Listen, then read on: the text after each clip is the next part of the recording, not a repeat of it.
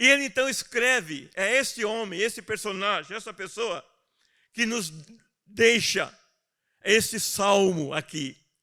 Um salmo que já foi lido parcialmente pelo irmão Jonas, mas é um salmo muito, muito profundo. Ele começa com uma reflexão, que está aí no versículos 1 e versículo 2. Depois ele continua com uma exortação, dos versículos 3 até o versículo 11. Ele fala na reflexão sobre os cuidados de Deus em todas as gerações. Na exortação, ele fala sobre as tristezas da vida relacionadas com a santidade de Deus. Aí ele avança no Salmo com uma motivação, no versículo 12. Ele fala como viver hoje, o amanhã e o depois. Então o Salmo é para nós também, irmãos. Tudo isso é muito importante para nós. Como viver o hoje, como viver o amanhã, como viver o depois. E ele termina o Salmo com uma oração, versículos 13 a 17, para que os sobreviventes, eu vou explicar isso daqui a pouco, participem da glória e das bênçãos de Deus, os sobreviventes. Então é um esboço desse salmo. Ele fala de uma reflexão, uma exortação, uma motivação e uma oração. Mas antes de entrar ainda nestes 4 tópicos aqui, que eu vou falar brevemente, esse salmo ele é riquíssimo em teologia. Ele é profundo em teologia, esse salmo. Se você ler com cuidado, eu apenas mencionei alguns itens, alguns pontos teológicos aqui, mas eu acredito, não tem mais. Ele fala sobre a imutabilidade de Deus. Ele fala sobre a eternidade de Deus. Ele fala sobre a soberania de Deus. Ele fala sobre a justiça de Deus, pelo termo ira, e nós temos que compreender essa ira aí como sendo a justiça de Deus. Ele fala sobre a compaixão de Deus. Ele fala sobre a benignidade de Deus. Ele fala sobre a graça de Deus. São todos pontos teológicos. É a teologia do Salmo, que nós temos que observar. Vale a pena ler e ver, enxergar esses pontos aqui, nesse Salmo. E claro, o que mais ele enfatiza aqui são os pontos escatológicos. Ele fala sobre a escatologia, quando ele delineia aqui sobre o conceito da morte e da eternidade. Quando ele fala sobre a morte é algo futuro. E claro, a eternidade tem, claro, a eternidade passada, mas ele está se referindo também aqui à eternidade futura. Então tem pontos escatológicos aqui. Esses aqui são os insights escatológicos do Salmo. Agora, é importante também para entender este Salmo aqui, entender essas questões aqui, é importante também nós irmos atrás dos fundamentos históricos desse Salmo. Moisés e os comentaristas unânime concordam com isto, estava já com 120 anos de idade quando ele escreve esse salmo. Ele já está terminando a sua jornada no deserto. Ele está já olhando para a terra prometida de longe, porque lembra, ele não podia entrar na terra prometida. Ele não pôde entrar na terra prometida, mas ele estava já observando a terra prometida.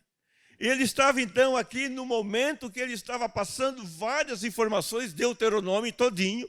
Deuteronômio são discursos que Moisés fez na banca do Rio Jordão para os israelitas. Quando você lê Deuteronômio, você leia como sendo pregações de Moisés para os sobreviventes do deserto.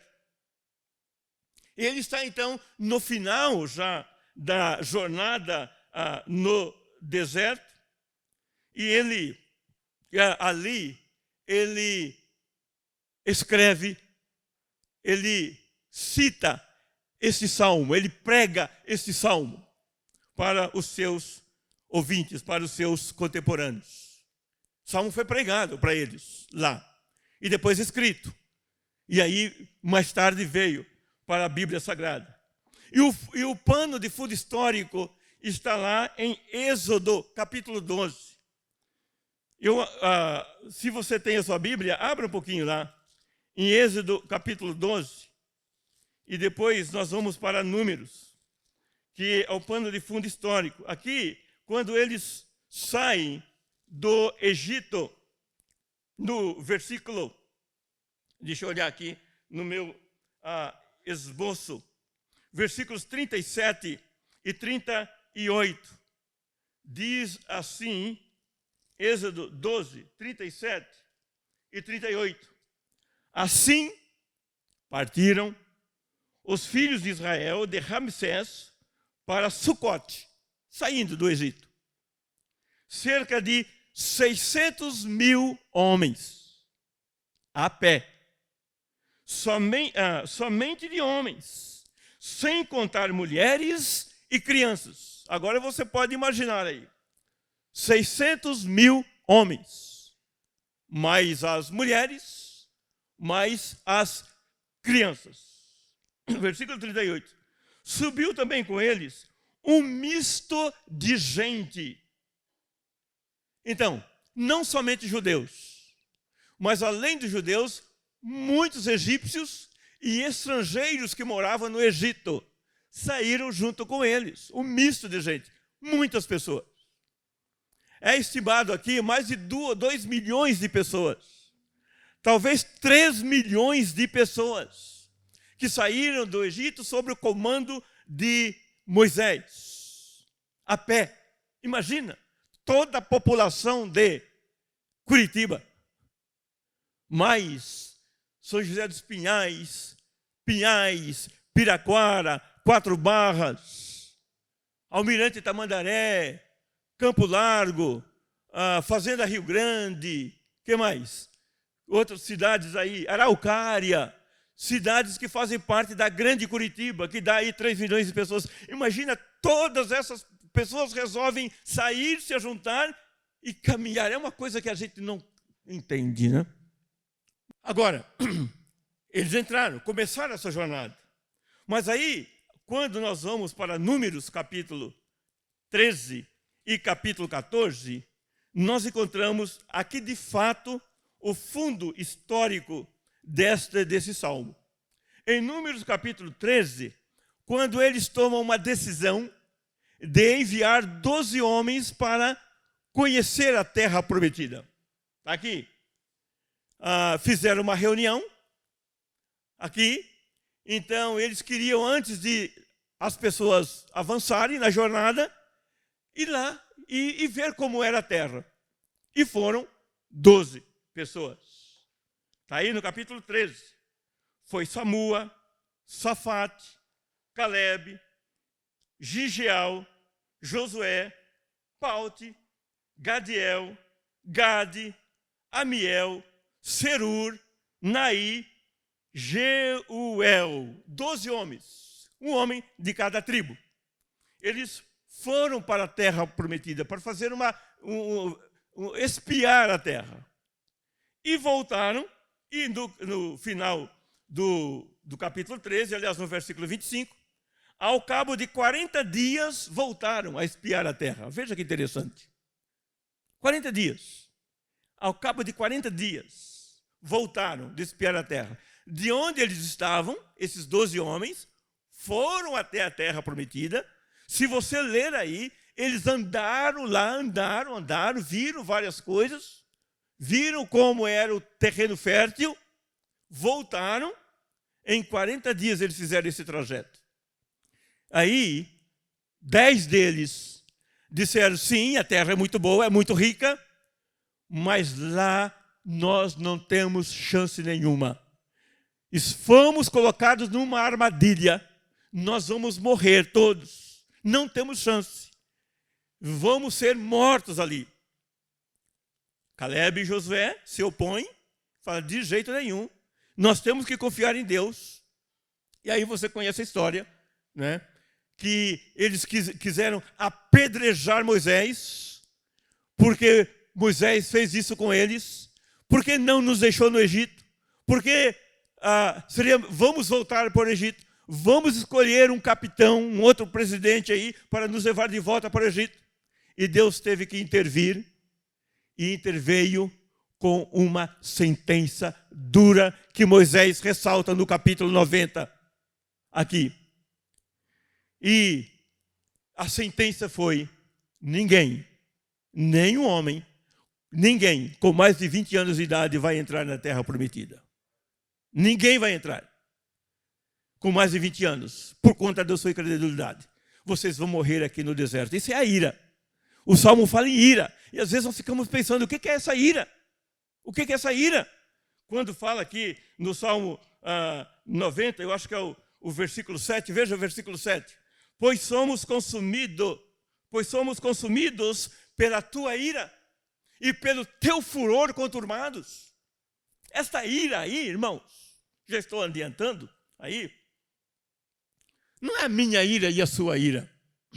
Quando fala na ira de Deus e quando fala no furor de Deus, não interprete essa ira, esse furor, com a nossa ira, o nosso furor. A nossa ira é pecaminosa, o nosso furor é pecaminoso. Nós ficamos irados porque nós somos frustrados. Alguém frustra o nosso plano. Nós tínhamos um plano e alguém frustrou o nosso plano, aí nós ficamos irados. E nós aí soqueamos, nós esmurramos, nós chutamos a porta, bate o portão, chuta o gato. O que mais você faz? Fala para mim aí. Quando está irado. Não é? Não é assim que nós...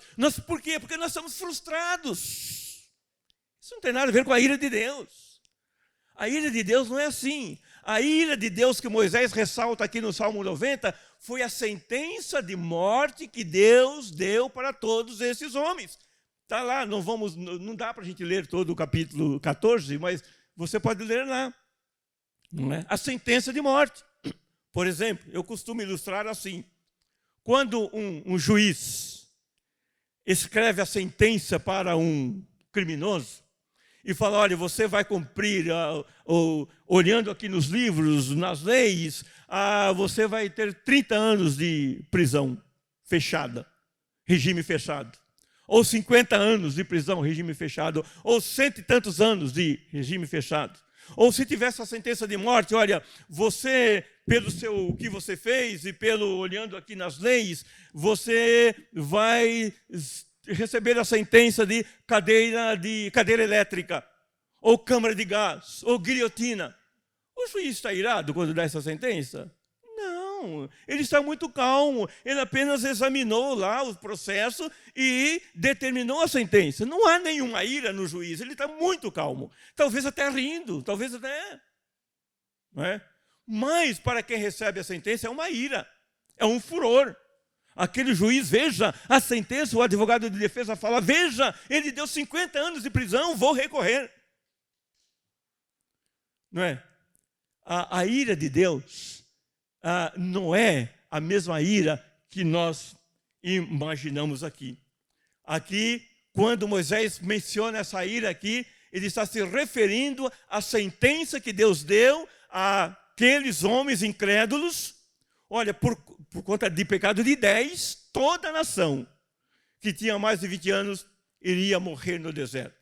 Imagina, novamente, eles demoraram 40 dias para ir lá na Terra Prometida e voltar. Né? E agora eles ficaram 40 anos andando em círculo. Talvez, vamos imaginar, não é? Como tinha crianças, tinha mulheres, tinha gados, e vamos supor que eles levassem talvez 30 dias para chegar lá, andando devagar, 30 dias já estavam na Terra Prometida. E por conta do pecado deles, por isso que é importante, ajuda-nos a contar os nossos dias, para que encontremos corações sábios. Por conta do pecado deles, eles receberam essa punição de morte. E aí, quando nós olhamos, podemos imaginar, não é? Quantos, mais de 2 milhões de pessoas, com certeza bem mais, caíram mortas ali. Quantas pessoas morreram por dia? Alguém fez a conta? umas 70, 80 pessoas por dia, todo dia morrendo gente, todo dia morrendo gente, todo dia sepultando, até que todos morressem. Eu não sei qual foi o critério, não sei se foi o mesmo critério da nossa pandemia. Primeiro morrem os mais velhos, depois os mais novos, e assim. Foi assim, a pandemia foi assim, né? Começa lá com quem tem acima de 90 anos, depois quem tem acima de 80, e vai matando. A pandemia fez isso, né? Eu não sei qual foi o critério usado ali, mas teve um critério que Deus usou para eliminar. Por isso que Moisés fala, olha, a nossa vida é no máximo 70 anos. 60 anos, 70, no máximo 80. Por quê? Ele está falando com aquela geração, olha, a nossa vida, vocês. Aí, por quê? Quem tinha mais de 20 anos, no máximo que viveu foi mais 40 anos. Então, quem tinha 20 viveu mais 40, 60 anos. Quem tinha 30 viveu mais 40, 70 anos. Quem tinha 60, 70, eu acho que já foram morrendo aí, viveu mais 10 anos, ia morrendo. Por isso que ele fala aqui no Salmo, a vida não está falando para mim e para você.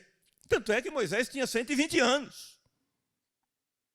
Josué, 110 anos, morreu com 110 anos. Caleb, eu acho que morreu também com essa idade. Mas olha, a morte, a punição para vocês não vão viver mais do que 60 anos, ou 70, ou 80. Entende a passagem agora? Entende por que ele fala isso? Que a vida Então nós usamos muitas vezes fora do contexto, né? E aí quem tem 70 anos, né, pastor Moisés, já fica com... Ou aí, lê o Salmo 90 e fala, olha, 70 anos, no máximo 80, o que passar disso é canseira, né? Quem mais tem a idade do pastor Moisés? Eu não tenho. Muitos aqui já estão chegando aos 60 anos, nossa igreja está envelhecendo. Né? Já alguns aqui com 60 anos, que esses dias atrás tinha 30, 40, agora já 60 anos. Não fique com medo de ler esse Salmo, viu? Viu, irmã Nida? Não fica com medo de ler esse Salmo. Esse salmo não é para nós, esse salmo era para eles lá.